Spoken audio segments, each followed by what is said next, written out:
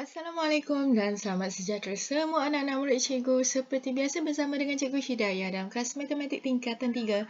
Hari ini kita masih lagi dalam standard pembelajaran yang sama, cuma kita nak membincangkan soalan yang lebih mencabar sedikit. Okey, baik, tanpa buang masa, seperti biasa cikgu sering kali pesan sila kuasai konsep-konsep penting ini. Antaranya ialah teorem Pythagoras. Ingat, fungsi teorem Pythagoras membolehkan kita mencari nilai panjang sisi dalam segitiga bersudut tegak. Paling penting, syaratnya mesti tahu hipotenus, okey? Dan kita tahu dua sisi yang lain. Dan semalam atau kelas sebelum ini, cikgu dah pesan bahawa kita ada satu jalan shortcut di mana kita boleh rujuk kepada trirangkap Pythagoras di mana pasangan sisi dalam segitiga bersudut tepat itu adalah tetap. So, kita boleh rujuk jadual sahaja, tetapi perlu diingat bukan semua situasi yang ada dalam rujukan trirangkap Pythagoras ini. Kalau dia tak ada dalam jadual, gunalah secara manual kefahaman anda tentang teorem Pythagoras. Baik, seterusnya seperti biasa, ingat Cikgu Hidayah. Ingatlah SOHCAHTOA. SOHCAHTOA. Okey, seperti biasa, sebelum kita menggunakan petua SOHCAHTOA, perlulah kenal pasti label O, A, H. Maksudnya dengan kata lain, kita tahu nilai panjang sisi setiapnya.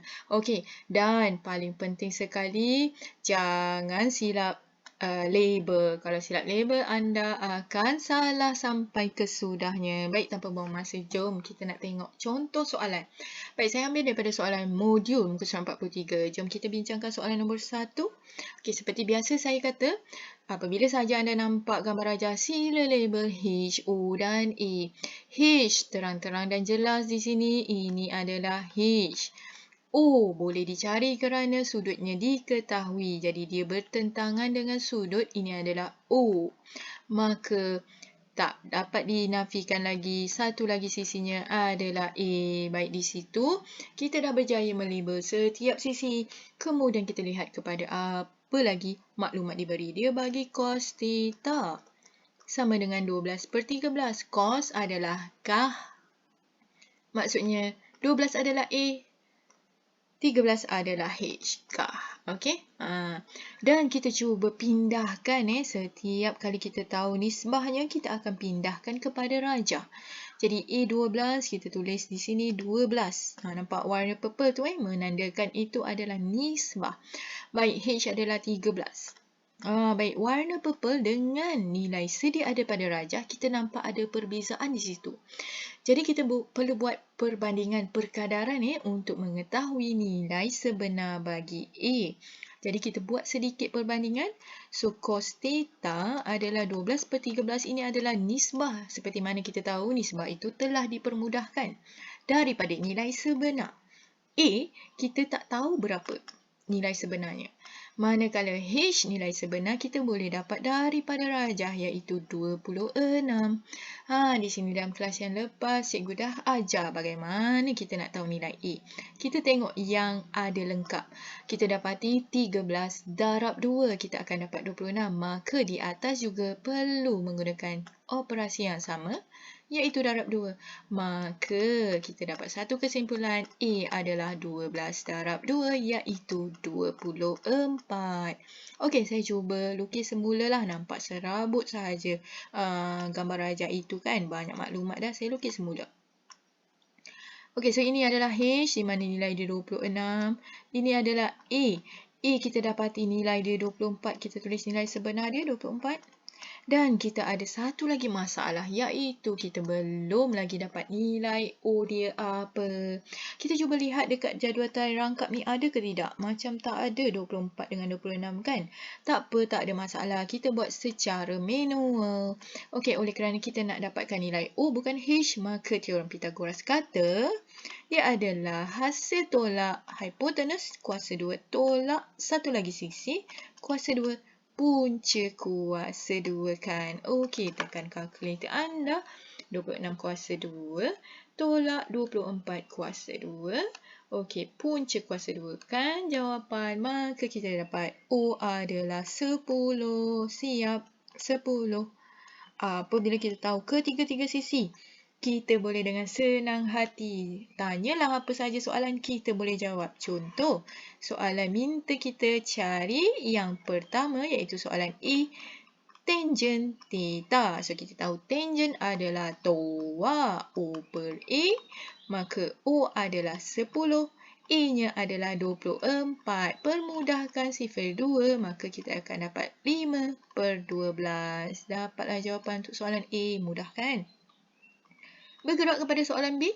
Sin theta sin so O per H. So O adalah 10, H adalah 26. Sekali lagi mesti beri jawapan yang terringkas. Sifar 2, tinggallah 5 per 13. Siap, selesai. Okey, diharap jelas di situ. Kita bergerak kepada soalan paling mencabar di dalam standard pembelajaran ini. Jom kita tengok boleh tak kita buat. Okey, so seringkali saya berpesan bahawa soalan yang mencabar begini biasanya dia akan gabungkan beberapa segitiga. Pastikan anda boleh membezakan berapa segitiga yang ada. Kalau di sini saya boleh bawa keluar 4 segitiga. Anda dapat lihat tak 4 segitiga tu mana? Okey, yang pertama. Segitiga pertama. Okey, perhatikan. Saya cuba keluarkan satu persatu. Okey, P, T, Q. Ni segitiga pertama. Jadi di sini adalah Y. Sini adalah 6. Ini adalah sudut tegak. Ini adalah Q. Okey, baik. Itu segitiga pertama. Ini adalah segitiga yang kedua. Yang kecil ni. Nampak tak? Saya cuba keluarkan dan lukis semula. Okey, ini sudut tegaknya. Sini Q, sini S, sini R. Saya pindahkan semua maklumatnya. 4, sini 5. Itu ukurannya. Segitiga yang ketiga. Kalau kamu dapat lihat, cuba cari mana yang saya lukis ni. So, ini adalah P, sini adalah S, sini adalah R. Sini sudut tegaknya, ini adalah 4. Ini adalah X. Okey. Keempat, nombor 4 ni ramai pelajar macam tak jumpa. Okey, ini adalah segitiga yang keempat. Dia besar sikit. Ini adalah P, ini adalah T. Ini adalah S. Yang ini. Yang ke atas tu kan. Okey. So, kita ada sudut tegak di sini. T ke S. 6 tambah 5. Kita dapat 11 di sini. Ramai pelajar yang tak nampak 4 tu. Okey, apabila kita dah berjaya mengeluarkan semua segitiga yang ada, kita abaikan dulu apa kehendak soalan. Kita cuba keluarkan dahulu maklumat apa yang kita boleh dapat daripada semua segitiga yang ada. Okey, kalau kita perhatikan tadi saya ajar, sekiranya kamu nampak gambar rajah segitiga, sila label. Bila nak label, kita kena pastikan sudut kita tahu. Jadi tengok soalan, bukan soalan, bentuk segitiga yang pertama. Ada tak sudut tegak? Ada tak sudut? Ada. Jadi tak ada masalah untuk kita label OH, AH. Ini adalah H. Ini adalah O. Jadi mestilah ini adalah A. Baik, untuk segitiga kedua, kita hanya ada sudut tegak. Kita tak tahu sudutnya di mana. Maka kita tak boleh nak label OAH. Tetapi kita boleh tahu sisi satu lagi. Kerana apa? Kita tahu nilai dua sisi yang lain. Maka kita boleh rujuk jadual try rangkap ini. Sekiranya ada 5, ada 4, dia adalah baris pertama, ini confirm adalah 3. Okey. Tengok soalan segitiga nombor 3. Ada sudut tegak tak? Ada. Ada sudutnya tak? Ada. So, ini H, ini O, ini A. Baik, kita berada kepada yang keempat. Yang keempat ni ada tak sudut tegak? Ada. So, kita hanya boleh label H sahaja. Ada tak sudutnya? Tak ada. Maka kita tak boleh label OA-nya. So, kita biar tinggalkan dahulu. Okey, sekarang kita tengok kepada satu-satu segitiga tersebut. Barulah kita tengok kepada maklumat dan kita kaji. Okey, untuk maklumat yang diberi, informasi yang pertama, diberi tangent X. So, sudutnya adalah sudut X. Mana antara keempat-empat segitiga tu, sudutnya adalah X. So, kita dapati pada segitiga yang ketiga, betul. Jadi, saya buat khusus untuk segitiga ketiga, tangent X. Kita tahu tangent X adalah toa. Dan diberi Tangent X adalah 4/13. Bermaksud 4 tu adalah O, 13 adalah E. Okey, jadi macam biasa kita akan pindahkan nisbah ini kepada rajah. Dan apabila kita tulis 4 di tempat O, kat sini 4. Dan kita dapati, kebetulan sama dengan apa yang sedia ada pada rajah. Bermaksud, bonus bagi awak bahawa kita tak perlu buat kaedah pengkadaran. Maksudnya, nisbah itu juga adalah merupakan nilai sebenar sebab dia sama nilai pada rajah. Okey, A 13 kita ganti sajalah 13. So, daripada situ, kita dah nampak untuk segitiga ketiga, kita tahu dua sisi. 4 dan 13. Betul tak? Jadi, dengan kata lain, kita boleh cari nilai H-nya. Maka di situ, kita boleh guna teorem Pythagoras. Apabila kita nak mencari hipotenus, teorem Pythagoras kata apa? Dia adalah hasil tambah dua sisi yang lain. Dikuasa-duakan dan puncakan. Jadi, di situ anda akan nampak P ke S sebenarnya nilai dia 13 kuasa 2 tambah 4 kuasa 2, kita akan dapat 185 punca kuasa 2 kan. So, kita akan dapat nilai perpuluhan. Tak ada masalah. 13.60. Okey, maksudnya itu adalah apa? PS kan. Pergi kepada rajah, dalam banyak-banyak bentuk ni, mana yang ada PS? So, kita nampak segitiga yang keempat, PS adalah dia punya hipotenus. Kita boleh ganti dekat situ, 13.6. Daripada hanya satu sisi, sebenarnya kita dah ada satu sisi yang lain. Nampak tak dia perkaitan? Kita cari satu sisi, apabila dia bercantum macam mana? Bercantum, jadi dengan kata lain, automatik kita juga boleh tahu sisi yang lain juga. Sekiranya dia berkongsi sisi yang sama. Jadi di sini, kalau saya nak pindahkan, ini adalah 13.60.